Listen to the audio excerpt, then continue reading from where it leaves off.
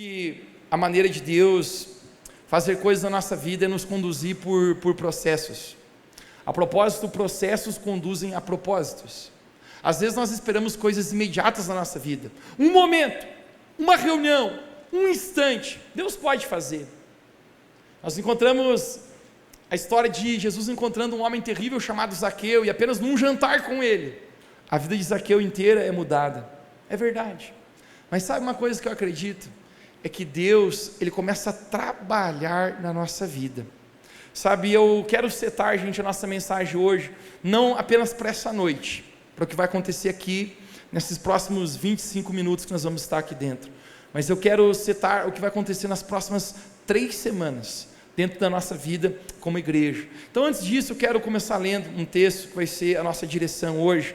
Está no Salmo 27, se você puder abrir a sua Bíblia comigo, se você trouxe a sua Bíblia no aplicativo do seu celular, ou você trouxe o seu livro de Bíblia, você pode abrir Salmo 27, verso de número 4, vamos ler. Salmo de Davi, o qual diz assim: uma coisa pedi ao Senhor e a buscarei, que eu possa morar na casa do Senhor todos os dias da minha vida, para contemplar a formosura do Senhor e inquirir no seu templo. Eu gostaria que a gente pudesse hoje repetir esse salmo bem forte, em bom e alto tom hoje. Vamos juntos lá, diga: uma coisa pedi ao Senhor e a buscarei, que eu possa morar na casa do Senhor todos os dias da minha vida e contemplar a formosura do Senhor e inquirir no seu templo. O tema da minha mensagem hoje é buscando ao Senhor. Buscando ao Senhor. Você poderia fechar seus olhos e orar mais uma vez comigo? Querido Jesus, eu oro pela manifestação da tua presença, que não seja apenas palavras, mas eu oro que a tua palavra seja viva em nós. Obrigado, Deus, por cada pessoa que está aqui. Agora a gente quer abrir o nosso coração inteiro, Deus, abrir a nossa mente inteira para Ti, que o Senhor possa fazer aquilo que queres fazer na nossa vida. Nós Te damos toda a honra, toda a glória, todo o louvor, em nome de Jesus. Você pode dizer comigo amém? Dá um sorriso. Essas palavras que nós acabamos de ler sobre Davi me impressionam, sinceramente me impressionam. Davi, sem dúvidas, foi o maior rei que Israel já teve. Salomão, seu filho, foi um grande rei. Salomão, a Bíblia fala que durante o seu reinado nunca existiu tantas riquezas, o qual fala que a prata era comum, prata era como pedras. Você imagina o tamanho da riqueza do reinado, enquanto Salomão reinava. Porém, se Salomão, filho do rei Davi, foi um homem impressionante no rei, a Bíblia ainda declara que não existiu nem um rei em toda a terra, em toda a nação propriamente dita de Israel, comparado ao rei chamado Davi. Quando nós olhamos para esse salmo que Davi ele escreve, esse salmo, gente, ele destrava algo assim poderoso dentro de mim, e ele coloca uma sensação dentro de mim, que existe um lugar que eu preciso chegar em Deus, que eu ainda não cheguei. Davi provavelmente, ele poderia fazer muitas coisas, ele tinha uma lista de muitos afazeres, a propósito era rei, precisava governar muitas coisas, se preocupar com muitas coisas, se não fosse apenas responsabilidades. Davi tinha oportunidade de viver uma vida boa e confortável, a propósito, rei da nação de Israel. Porém Davi, ele pega do seu bolso uma lista que ele tinha, uma lista de desejos, uma lista de prioridade, e ele diz uma coisa no Salmo 27, verso de número 4, uma coisa pedi ao Senhor. É como se ele tivesse ido para a presença de Deus. E quem aqui já foi para a presença de Deus e você pediu algo? Eu já. A propósito, a palavra de Deus fala, Jesus falou: se vocês permanecerem em mim, eu permanecerei em vocês, e tudo que pedires em meu nome, receberei, Jesus falou. Uau! Mas Davi, na sua lista de petições, ele diz, uma coisa. Você pode repetir comigo bem alto hoje, diga, uma coisa. Ele diz, uma oração eu fiz para Deus. Eu fico imaginando Davi ajoelhado perante o Senhor, e ele está pedindo algo, mas ele está dizendo, uma coisa eu estou pedindo. E ele levanta daquele lugar, e ele diz, e eu vou buscar, por isso que eu estou pedindo. que eu possa morar na presença de Deus todos os dias da minha vida. Davi não quer passear na presença de Deus, Davi quer morar. Davi não quer estar um momento com Deus, Davi ele quer permanecer. Davi não quer apenas molhar os seus pés, como a gente falou domingo passado, mas Davi ele quer mergulhar num lugar profundo de intimidade com o Senhor. Davi ele consegue chegar num lugar, gente, que é o tema do nosso propósito de 21 dias, um lugar de intimidade com Deus. Você pode dizer comigo, de intimidade com Deus. Você tem muitas pessoas perto de você, mas eu quero falar para você, nem todas as pessoas que estão perto de você são íntimos, sim ou não? Intimidade, alguns dizem, que é a capacidade de você estar perto de alguém, não ser necessário usar palavras, e ainda assim você se comunicar. Quem entende o que eu estou falando? Mateus, é verdade, minha esposa me olha, eu já sei que ela quer me matar. Intimidade se constrói, intimidade ela vem com o tempo, e não existe um relacionamento de intimidade sem ser intencional. Quando você conhece uma pessoa pela primeira vez, você está perto dela e o que você fala? Esquentou hoje, né? Mas agora vai chover. Você fica sem assuntos, você fica rodeando histórias, porque você ainda não construiu intimidade. Tinha um amigo meu que falava, você só construiu intimidade o suficiente com uma pessoa, quando você é capaz, desculpa a palavra, de fazer cocô de porta aberta. Quando não existe mais vergonhas, não existe mais protocolos. Davi está dizendo, eu pedi uma coisa a Deus, que eu possa conseguir ir num lugar de intimidade com o Senhor, a ponto que eu possa morar na sua presença. Davi já não está fazendo nada por obrigação, talvez a palavra poderíamos chamar de obrigatoriedade, mas os olhos de Davi brilham a falar do Senhor, brilham simplesmente em pensar no Senhor. Sabe, eu quero profetizar algo sobre esses 21 dias, cara, nós vamos voltar ao primeiro amor por Jesus. Sabe, cara, quando os seus olhos brilham apenas de falar de Jesus, de falar o nome de Jesus, cara.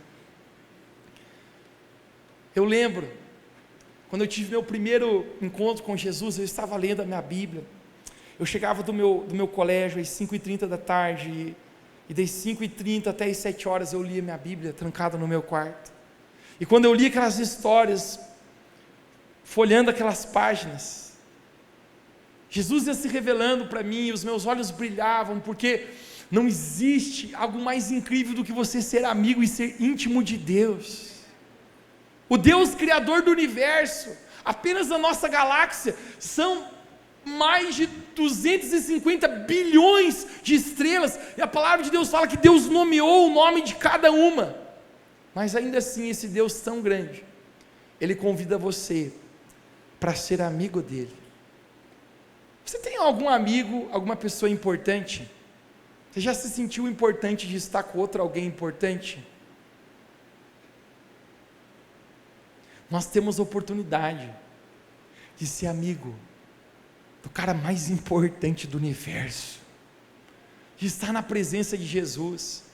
E Davi ele entende que não é uma obrigatoriedade, Davi ele entende que aquele negócio não é por obrigação, Davi entende que ele está consumido, seus olhos estão brilhando por estar na presença de Deus, e ele ama isso. Ele diz, contemplar a formosura, porque deixa-me falar para você, não existe nada mais belo, nada mais lindo, nada mais incrível do que a presença de Deus.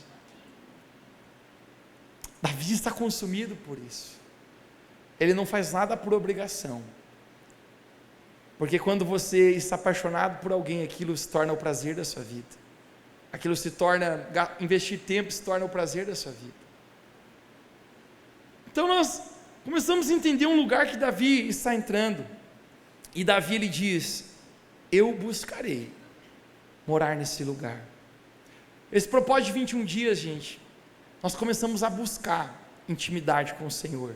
Nós começamos a entrar num lugar onde quando a gente vê, a gente está mais íntimo de Jesus. Talvez alguns aqui nunca ouviram Deus falar com você. Eu tinha muita dificuldade de ouvir a Deus.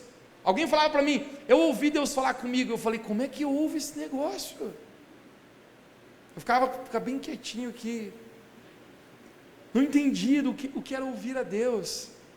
Deixa-me falar, se talvez você não tenha ouvido ao Senhor na sua vida, é porque você precisa calar as muitas vozes, calar a voz do eu. Mateus, como eu calo a voz do eu? Entrando num lugar de consagração, de jejum e de oração, onde você apenas, quando menos esperar, você ouvirá Deus falar contigo. Agora o propósito, gente, de 21 dias, jejum e oração. Alguém diga comigo bem alto, jejum e oração. Jejum e oração é algo tão poderoso, porque no reino espiritual, gente, as coisas se movem. Em Mateus capítulo 17, nos conta uma história, o qual Jesus menciona a palavra jejum e oração. A palavra de Deus nos fala que existia um menino, pela maneira que as palavras são enredadas, eu acredito que era um adolescente, mas esse adolescente, ele era atormentado por espíritos malignos, por demônios. A propósito, Jesus desmascara o propósito de Satanás e diz, o cão vem para matar, roubar e destruir. Agora esse menino tem um problema, ele é opresso por espíritos malignos. A Bíblia fala que quando os espíritos malignos se apoderavam dele, tentavam jogar ele no fogo para que se queimasse, e tentavam jogar ele na água para que se afogasse. Uau! Os discípulos de Jesus chegam naquele momento, os discípulos de Jesus vão orar por esse menino, eles tentam orar por eles verem a presença do maligno. Provavelmente é um caso de uma possessão maligna na vida desse rapaz. Mateus capítulo 17, depois você pode acompanhar isso na sua casa, no verso 14. Mas os discípulos de Jesus tentam curar, libertar esse menino, e o simples fato é que não conseguem. Eles oram e dizem em nome de Jesus, eles usam o nome de Jesus, porque não existe nenhum nome maior que o nome de Jesus. Quem pode dizer amém? A palavra de Deus fala que diante do nome de Jesus, todo joelho se dobra e toda língua confessa que Ele é o Senhor. E eles oram, em nome de Jesus, esse capítulo das trevas, vai embora desse menino. E diz que nada acontece. Até o momento que eles falam, rapaz, ninguém deu conta, chama Jesus. Quando Jesus chega lá, perante aquele menino, você consegue sentir a autoridade no nome de Jesus, a autoridade que Jesus tem. Ele apenas repreende aquele demônio, aquele menino é liberto. Os discípulos olham Jesus falando isso e diz, hashtag teu cara. Agora eu vi que tu é bom mesmo, Jesus. Agora eu vi que tu é diferenciado. Mas eles vão ter um tete a tete, eles vão conversar com Jesus e eles perguntam, ô Jesus, por que a gente não conseguiu expulsar esse espírito maligno? E Jesus começa a dar um sermão neles. Jesus fala, gente, que incredulidade vocês têm? Por que a fé de vocês é pequena? E eles estão ouvindo, e Jesus fala, exatamente num verso, sobre jejum e oração, no verso 21 de Mateus capítulo 17. Jesus ele diz assim, mas essa casta não se desfaz, senão pela força de oração e de jejum. Você pode repetir comigo, a força de jejum e oração. O que Jesus está falando aqui? Agora existe uma coisa muito poderosa aqui, porque muitos acreditam que essa casta seria talvez aqueles espíritos malignos que estavam possuindo aquele rapazinho, mas Jesus não estava falando sobre isso. Jesus fala, essa casta era a incredulidade que existia na vida dos discípulos, a pouca fé, a falta de fé. Jesus está dizendo, a pequenez da vossa fé só consegue ir embora, essa incredulidade, essa casta, por meio de jejum e de oração. Gente, eu quero falar para você, aonde você está hoje, o lugar onde Deus quer te levar, você está apenas a um passo, mas no meio desse passo, existe a incredulidade na nossa vida que precisa ser quebrada. Quando eu e você oramos e jejuamos, eu e você passamos a crer no Senhor, crer na palavra do Senhor, crer nesse lugar de intimidade que Deus quer nos levar, através do jejum e oração, na nossa vida, essa casca de incredulidade começa a ser quebrada. Às vezes a gente não crê, cara, na palavra de Deus, a gente não crê que Deus pode fazer na nossa vida, mas quando a gente entra num lugar de jejum e oração, a gente começa a ficar sensível. Alguém diga comigo nessa noite, diga jejum e oração. Quando nós vamos para esse lugar de jejum e oração, as distrações são removidas na nossa vida, a gente começa a se consagrar desimpedidamente ao Senhor. Eu gosto muito de uma história, que provavelmente você já ouviu falar sobre ela, vira ou mexe eu comento, um dilema que acontece entre duas irmãs no livro de Lucas capítulo 10, onde Jesus está na casa dela, e que honra elas poderem receber Jesus, mas de repente, Marta, preocupada com os afazeres da casa, ela começa a arrumar a casa, começa a arrumar, e Maria, ela sabe a oportunidade que tem, a Jesus está ali, e diz que Maria se joga aos pés de Jesus, e começa a ouvir Jesus, ela entra num lugar de intimidade com Jesus. Sabe qual é o maior lugar que nós podemos estar na nossa vida?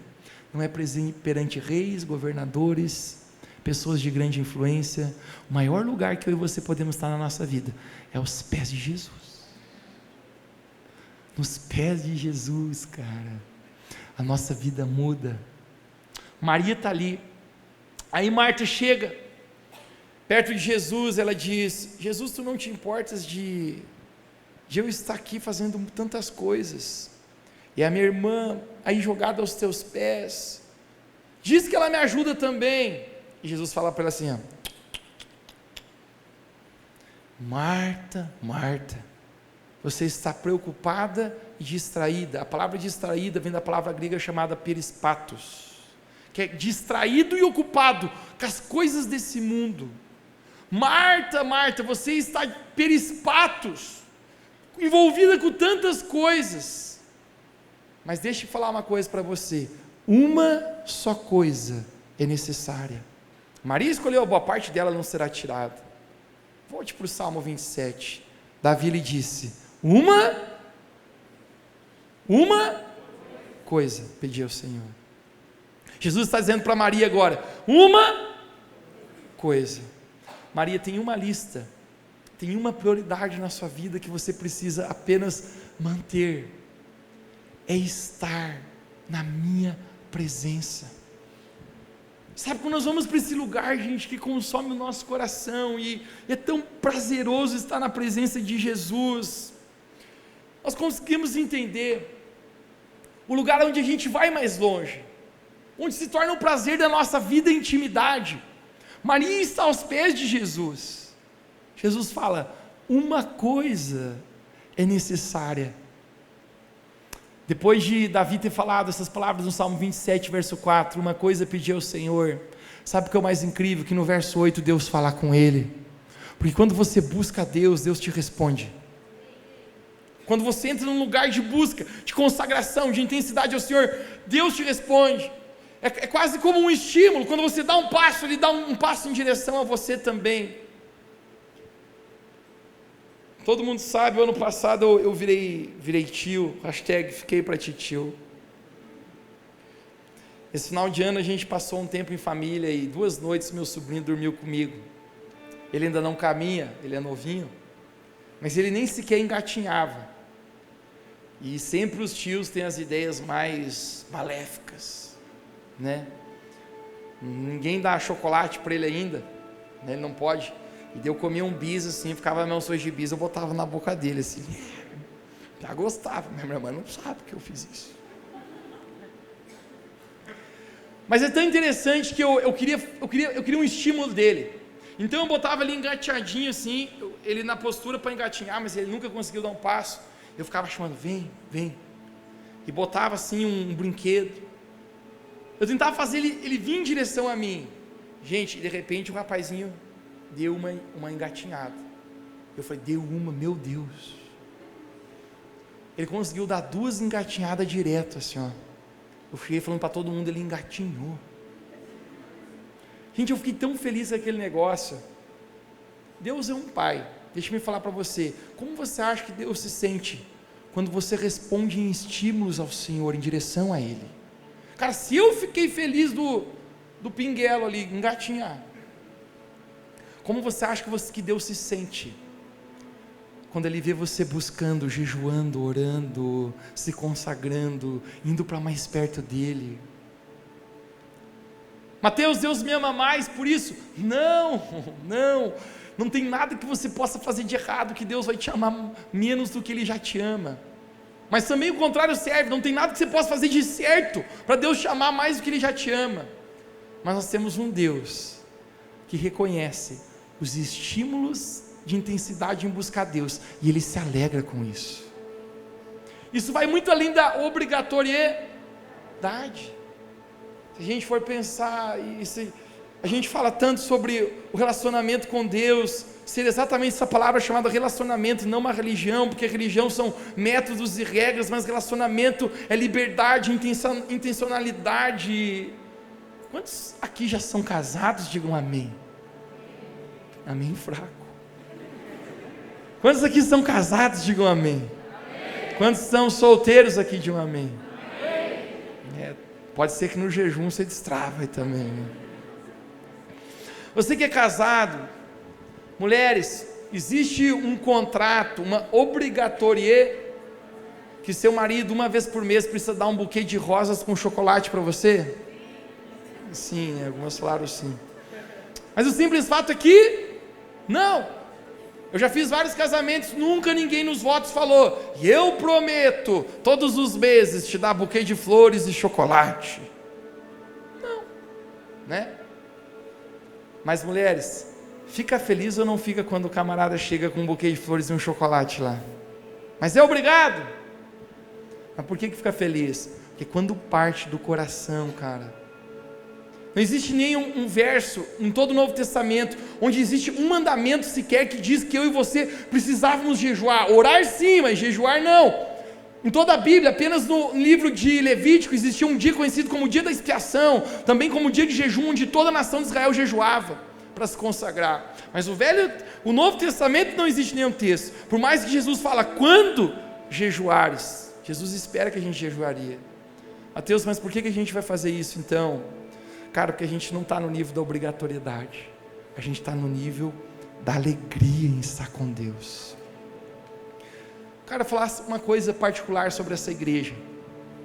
Esse lugar, cara, a gente não vai viver religião. Esse lugar a gente vai viver relacionamento com Deus.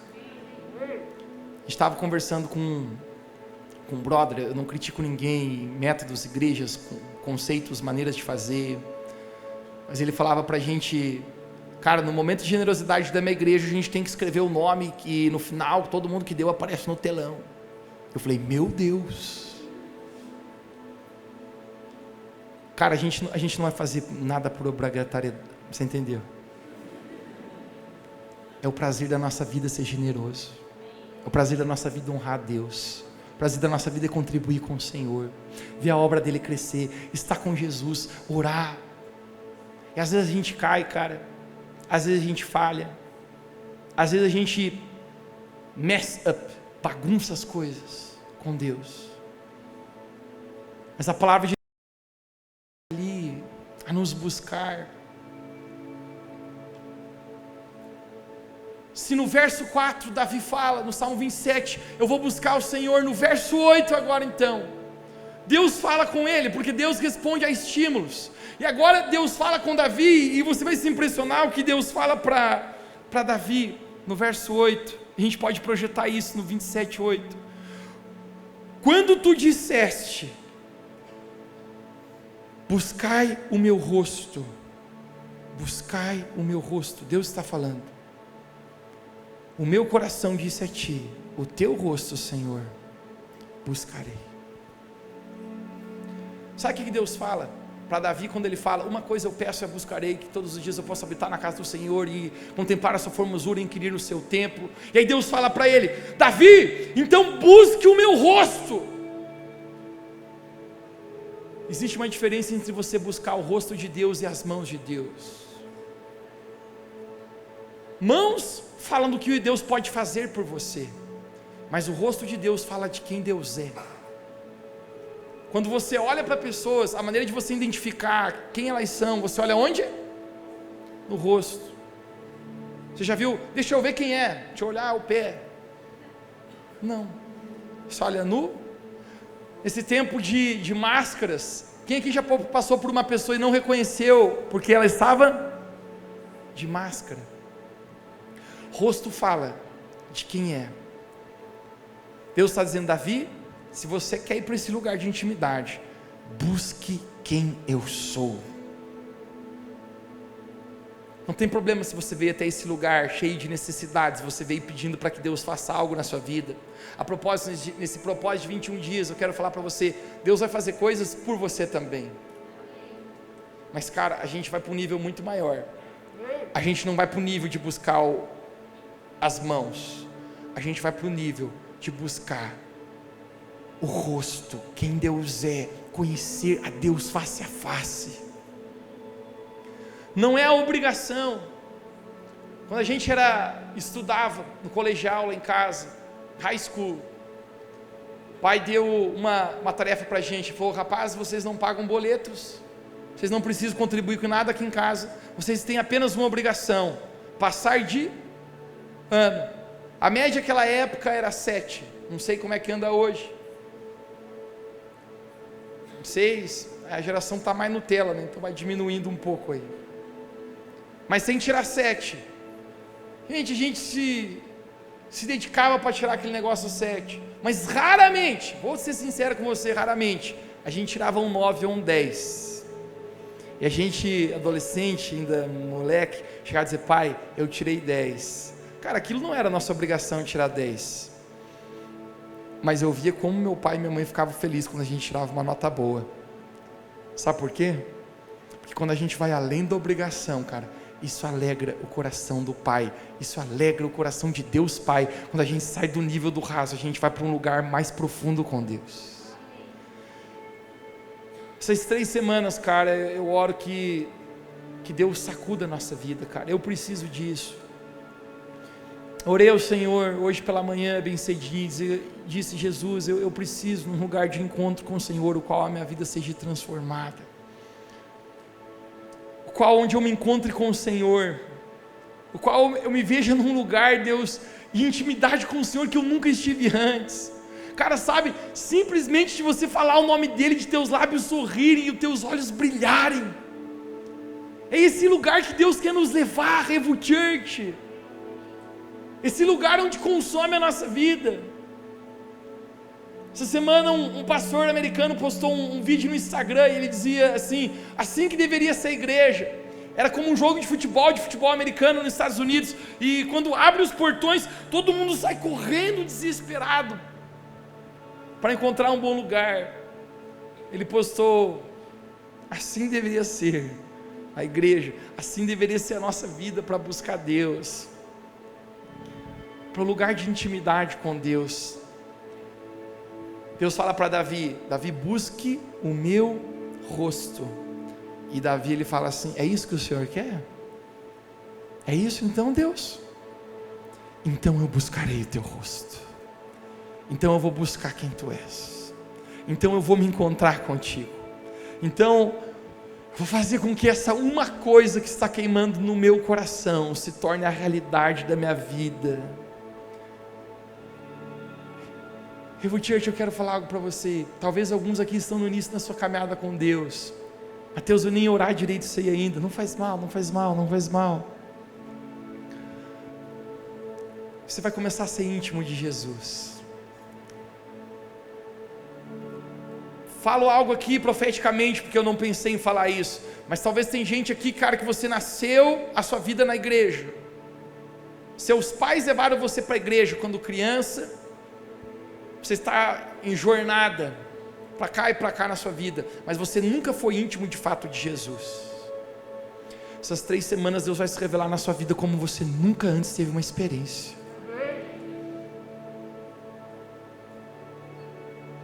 Lucas capítulo 15, Eu encerro essa mensagem falando isso. Jesus conta uma parábola conhecida como do filho pródigo, mas na verdade são dois filhos pródigos. Um sai e faz um monte de coisa errada, mas um fica, ele acha que está fazendo coisas certas. Mas quando o seu irmão volta de fazer coisas erradas, ele revela o seu coração. Ele diz: pai, você deste uma festa para aquele filho que fez um monte de coisa errada, e eu estou aqui na sua casa, eu sempre te servi, eu sempre estive aqui, e eu nunca ganhei sequer um cabrito para festejar com meus amigos, um churrasco. E aquele pai fala: filho, tudo que eu tenho é teu, você está em casa. Tem gente que às vezes está na casa do pai, mas não se sente filho, não se sente íntimo, capaz de abrir a geladeira do pai, cara, e pegar a comida. É assim. Meu pai sempre falava pra gente lá em casa: gente, pode comer à vontade, pode abrir a geladeira a hora que quiser e comer o que quiser. Na sua casa você não precisa dizer: ô pai, posso pegar a margarina Doriana? Não pegue. Até o queijo acho que é bom não pegar, porque você come a noite inteira. Mas você simplesmente abre a geladeira e pega. Sabe por quê? Você é filho. Eu quero sugerir, gente, que tem gente na casa do pai, na igreja, que você não se sente filho, você não se sente digno, você não se sente que você pode ter uma vida digna, que você pode ser abençoado. Deus quer tirar todo o sentimento do seu coração de orfandade. Deus quer que você se torne íntimo do Senhor, a ponto de, como Davi, você dizer: Deus, uma coisa só eu peço, eu vou buscar, e o seu rosto eu buscarei. Eu creio, gente, que essas próximas 3 semanas o Espírito Santo vai se revelar de maneira muito poderosa em nossas vidas. O que vai acontecer, cara, não é agora, nos próximos 3 minutos que a gente ora para encerrar, mas eu quero desafiar você essas 3 semanas. Como seu pastor, eu gostaria de estender esse convite para você. Junto comigo, a gente buscar Deus, a gente ir lá para aquele lugar chamado River House, um dos 4 períodos, e dizer: Deus, eu vou tirar 1 hora por dia, eu vou buscar o teu rosto. Nessas 3 semanas a gente vai ser muito intensos o que Deus vai fazer na nossa vida. 3 domingos aqui, nós teremos próximos, encerrando com o batismo nas águas, como foi declarado aqui. Nessas 3 semanas, gente, vai acontecer um agir poderoso do Espírito Santo nas nossas vidas. Transformação de mente, conversão nos nossos corações, libertação, arrependimento de pecados, avivamento no coração. Deus vai fazer isso dentro de nós, porque vamos buscar o rosto do Senhor. Se você crê nessa palavra, você pode dizer amém. Fica de pé comigo onde você está.